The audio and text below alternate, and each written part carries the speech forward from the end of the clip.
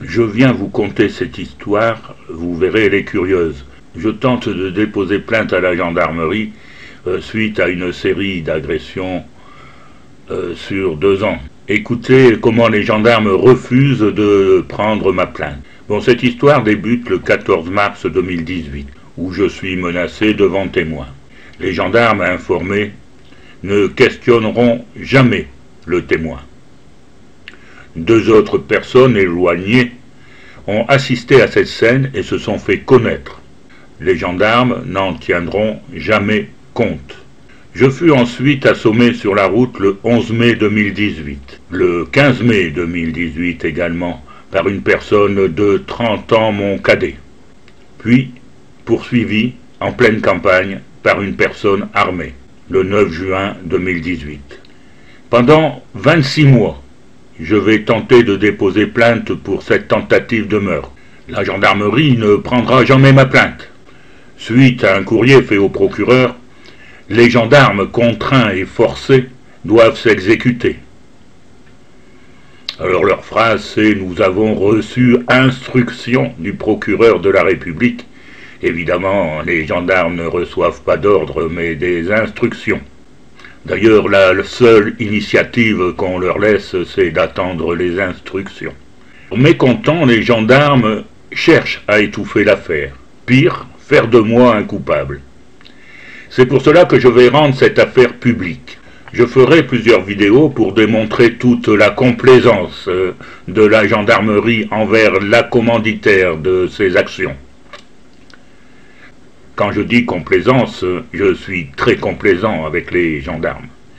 Ces derniers jours, un de ces hommes de main a donné des coups de volant dans ma direction et je tente de déposer plainte. Écoutez, cet essai de dépôt de plainte va durer plus d'1 heure. J'ai évidemment dû couper, mais vous allez voir, c'est très très spectaculaire. Oui, bonjour, je voudrais déposer plainte s'il vous plaît. Oui, je vous en. Oui, merci. Monsieur, bonjour. Monsieur Peignet, bonjour. Dites-moi tout. Voilà, donc j'ai promené mon chien sur le communal, j'étais au niveau de la rue des Charrières, et Mesco est sorti, et comme à son habitude, il a donné un coup de volant à ma direction. C'est pas la première fois, j'ai été agressé par ce monsieur, menacé, j'ai continué à promener mon chien en remontant la rue des Breuils, jusqu'à la maison abandonnée qui se trouve à côté de l'école. Oui. Arrivé à ma hauteur, il va donner un coup de volant de nouveau en ma direction, c'est-à-dire carrément, moi je suis à droite, lui, il a quasiment traversé la route. D'accord, voilà. Et vous avez fait quoi? Ah, moi j'ai pas bougé, moi je bouge pas. Donc en fait, vous avez fait l'écart pour éviter ce véhicule. Non, monsieur, parce que... Donc en fait, il vous a pas... Non, mais on va quand même le signaler, s'il vous plaît. Ah ben, étant donné, vous me dites... Non, monsieur, non. Écoutez-moi. Nous sommes dans un cadre de tentative de meurtre. Laissez-moi parler, monsieur. Oui, allez-y. Je vous explique. Je vous ai posé des questions. Vous m'avez expliqué quelle était votre demande. Je vous ai posé des questions. Vous me dites qu'il y a un monsieur, qu'on ne nommera pas le nom pour le moment. Si. Non, mais que pour le moment, que je n'aurai pas le nom, laissez-moi finir. Vous me dites qu'il y a un véhicule qui était sur la route, qui est venu dans la rue des des Breuils, d'accord ? Oui. Donc qui est rentré vraisemblablement vers chez lui, et qui aurait donné un coup de volant en votre direction. Pour la 2e fois. Écoutez-moi, je vous ai laissé finir, vous me laissez parler. D'accord. Qui aurait donné un coup de volant en votre direction, mais pour lequel vous ne bougez absolument pas. Non. Vous n'avez pas fait d'écart, vous n'avez pas voulu, vous n'avez pas évité. Écoutez, laissez-moi parler. Je discute avec vous. Je vous pose des questions. Là, actuellement, vous n'avez pas fait d'écart pour lequel on aurait pu penser qu'il avait... Je ne pouvais pas. Comment? Je ne pouvais pas faire d'écart. Non, mais vous n'avez pas fait d'écart. Non. On est d'accord. Non, il ne vous a pas touché. Non. On est d'accord. Donc, qu'est-ce qui vous permet de dire que ce monsieur a voulu vous renverser, puisque récemment, vous n'avez pas fait d'écart, vous n'avez pas bougé, et il était sur la route. D'accord. Parce que l'avenue des Breuils, que je sache bien, que je me rappelle bien, à Champs, l'avenue des Breuils, il n'y a pas de trottoir. Non, il n'y en a pas. D'accord, c'est une route. Oui, on est bien d'accord. Donc, lui, il est sur la route, il est sur une chaussée sur laquelle on roule avec un véhicule. D'accord. Et il rentre chez lui avec son véhicule, il est sur la chaussée, il est en droit de rouler, il n'est pas monté sur un trottoir, il va pas. Et vous ne faites pas d'écart. Donc qu'est-ce qui vous permet de dire qu'il a voulu vous percuter? Voilà, c'est ce que j'ai tenté de vous expliquer. Expliquez-moi, qu'est-ce qui vous permet de dire ça? Nous sommes dans un contexte où il y a une enquête de tentative de meurtre. Oui, mais là, elle est en cours. Ça, c'est en cours. Donc, un contexte particulier où les menaces doivent être prises en compte, quelles qu'ils soient. Donc, ça en fait partie. Nous sommes dans... C'est pas une menace, là. Au final, le monsieur, il est sur la route. Laissez-moi parler, je vous explique le contexte que vous ne voulez pas entendre. Si, j'entends très bien. Le 14 mars 2018, ce monsieur m'avait menacé devant témoin. On va pas revenir dessus, mon collègue. Monsieur, c'est un contexte. On va pas revenir dessus, mon collègue. Vous allez revenir dessus parce que je vous le garantis. Mon collègue. Non, c'est un contexte, monsieur. Mon collègue a pris votre plainte, on va pas revenir dessus. C'est un contexte. C'est une plainte. Il y a eu cette... Là, actuellement, ce que les menaces devant témoin le 14 mars, sur laquelle vous venez me voir pour une soi-disant acte contre vous, ce monsieur est sur la route, il est en train de rouler sur une chaussée sur laquelle il n'y a pas de trottoir, vous êtes sur la chaussée... Monsieur, il faut remettre cette chose dans son contexte, c'est-à-dire qu'il y a une enquête de tentative de meurtre en cours. Non, mais... Donc vous refusez de mettre ces choses dans son contexte.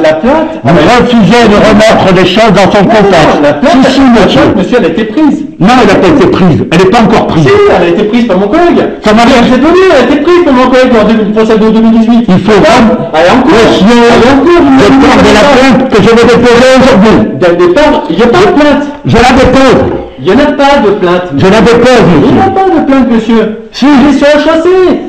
Il roule. C'est dans un contexte de tentative de meurtre. C'est un contexte de tentative de meurtre. Vous devez prendre ma plainte. Il n'y a pas de plainte. Si, je vais le faire.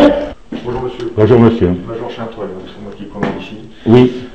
J'écoute là, c'est pas peut-être monter dans les tours pour les deux, d'accord. On va prendre votre audition. D'accord, monsieur. Ma déposition de dépôt de plainte. Votre audition, ça s'appelle une audition.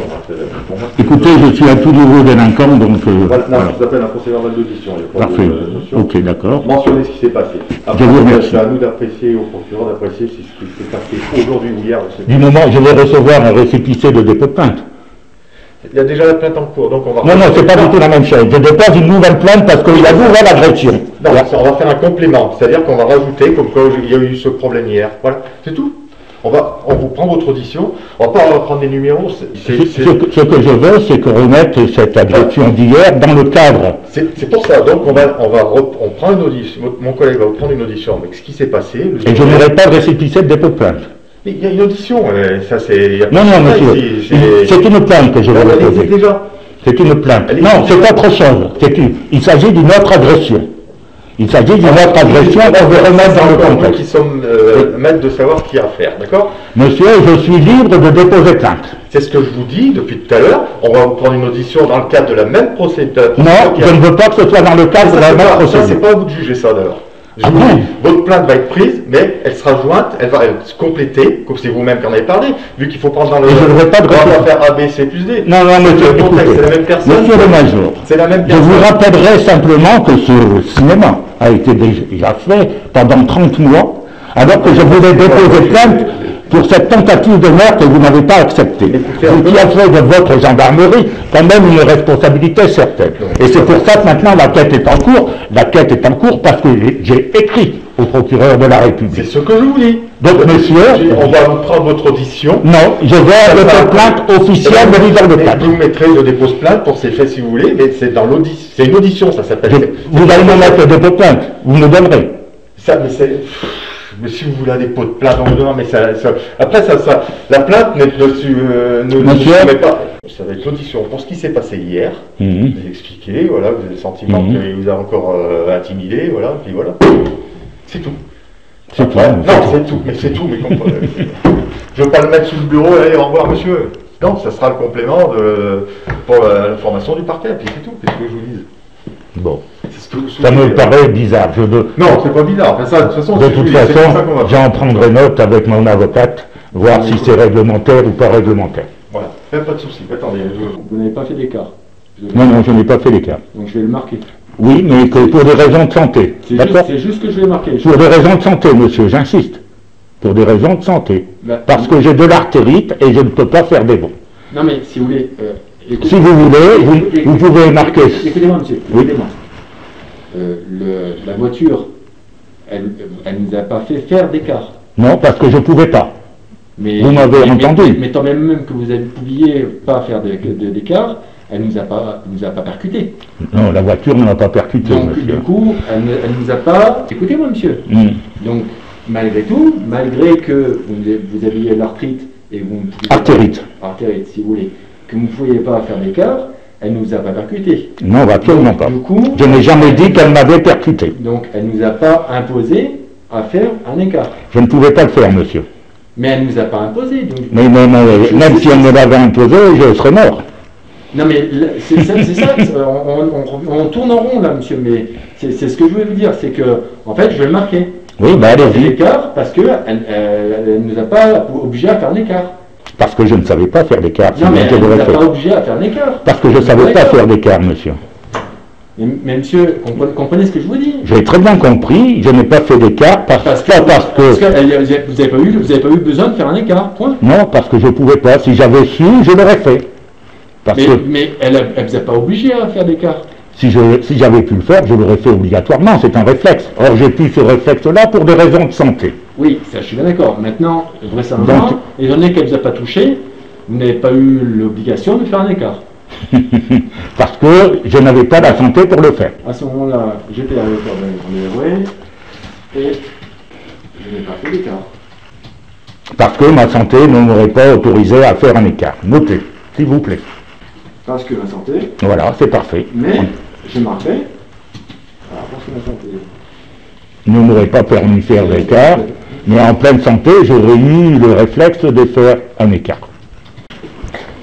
Ma question est simple, je lui demande juste si ce passage-là, il a été mentionné sur l'autre audition que Brice avait pris. Est-ce que ça concerne les faits d'hier, ça? Oui, c'est un contexte, monsieur. C'est un contexte, mais est-ce que vous l'avez déjà dit? C'est ça. Je vous l'ai expliqué, j'ai déjà compris. Oui, mais je ne sors pas. J'ai bien entendu votre explication, je l'ai compris, mais permettez-moi de demander que ce soit mis dans mon PV d'aujourd'hui. Voilà, c'est tout simple. Ma question est, si vous voulez que je vous le passe, c'est pas un souci. Ma question est de savoir, est-ce que vous l'avez déjà dit à mon collègue la dernière fois? Monsieur, je veux que ce soit dans le PV d'aujourd'hui. Mais répondez à ma question. Donc vous savez très bien si ça avait été mentionné la dernière fois. Monsieur, il est important que ceci soit remis dans son contexte. Si ça a été mentionné, on ne va pas le répéter 30 fois. Mais monsieur, qu'il soit mentionné ou pas, vous avez répété 30 fois la même chose, et moi, 30 fois pour ma défense, je vais le faire. Voilà, c'est aussi simple que ça. Regardez, là c'est marqué, en gros. Ah, c'est la même chose là. Oui. On peut trouver une solution rapide, vous signez mon papier et je m'en vais. C'est tout. Signé, caché de la gendarmerie. Oui. Bon, ben ça ne m'étonne pas. Ça ne m'étonne pas. C'est pas une solution rapide. Même ça, si vous l'envoyez au parquet, ça va nous revenir, on va vous entendre, ça sert à rien. Bah écoutez, je le ferai quand même, parce que j'estimerais que ça sert à quelque chose. Je voudrais que le parquet me dise que ça sert à rien. Voilà, c'est terminé. Je suis reparti sans mon dépôt de plainte. J'ai eu un vague papier, comme quoi j'étais passé. Un truc sympathique, quoi, qui sera collé dans le dossier envoyé au procureur. Et n'oubliez pas que ce que le procureur décide, c'est suivant les salades de la gendarmerie. Et là, c'est quand même une spécialité de la gendarmerie de Combronde. Ce que je voudrais vous dire quand même, c'est que avant d'écrire au procureur, qui a donné instruction à ces gens-là de prendre ma plainte et de faire l'enquête, le 25 juin au matin, je suis passé à la gendarmerie. De nouveau pour essayer de déposer plainte. Cette plainte m'a été refusée. Je vais alors rentrer chez moi et appeler la gendarmerie toute la journée. Et j'ai reçu depuis une convocation en justice devant le tribunal correctionnel, alors direct, hein, il n'y a pas de négociation. Alors motif, appel téléphonique malveillant, en l'espèce sans appel, en vue de troubler la tranquillité de la gendarmerie de Combronde. Je suis content d'apprendre que la gendarmerie sait compter jusque ça. Et comme je suis un peu pointilleux, que j'ai tout enregistré, 144 appels où la gendarmerie met en cause le procureur de la République en disant cette affaire est déjà classée sans suite par le procureur. Voilà. Donc pas d'hésitation, on veut me faire taire. Bien messieurs, c'est raté. À bientôt.